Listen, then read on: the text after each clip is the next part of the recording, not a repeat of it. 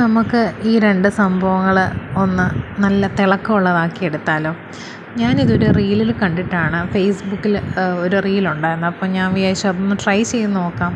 സാധാരണ നമ്മൾ വാളംപുളിയൊക്കെ തേച്ച് വെച്ചിട്ടാണല്ലോ ഇങ്ങനെ അതിനെ വെളുപ്പിച്ചെടുക്കുന്നത്. അപ്പോൾ ഇതൊന്ന് ട്രൈ ചെയ്ത് നോക്കാം എന്ന് വിചാരിച്ചാണ് ഞാനിങ്ങനെ ചെയ്തത്. അതിനായിട്ട് കുറച്ച് ഗോതമ്പ് പൊടി എടുത്തിട്ടുണ്ട്, അതിലേക്ക് മഞ്ഞൾപ്പൊടിയും പിന്നെ കുറച്ച് നാരങ്ങാനീരോടെ ചേർത്ത് കൊടുത്തിട്ടുണ്ട്. ഇനിയും കുറച്ച് വെള്ളവും കൂടെ ഒഴിച്ച് ഒരു പേസ്റ്റ് രൂപത്തിലാക്കിയിട്ട് നമുക്ക് ഇതിൽ തേച്ച് കൊടുക്കാം. തേച്ചിട്ട് ഞാനൊരു 10 മിനിറ്റ് മാത്രമേ വെച്ചിട്ടുണ്ടായിരുന്നുള്ളൂ കേട്ടോ.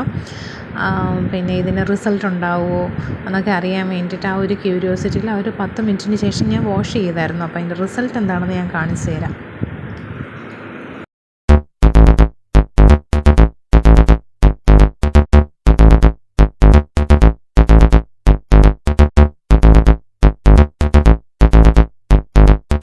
അപ്പോൾ നമുക്കിതൊന്ന് കഴുകിയെടുക്കാം കേട്ടോ. ഇത് ഒരു 10 മിനിറ്റ് ആയതേ ഉള്ളൂ.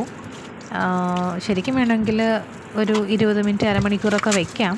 പക്ഷേ ഇത് എന്താവുമെന്ന് അറിയാനുള്ള ഒരു ക്യൂരിയോസിറ്റിയിൽ ഞാൻ അത് കഴുകിയെടുത്തു. അതിന് റിസൾട്ട് ഉണ്ടാവുമോ ഇല്ലയോ എന്നൊന്ന് അറിയണമല്ലോ, അതിന് വേണ്ടിയിട്ട്.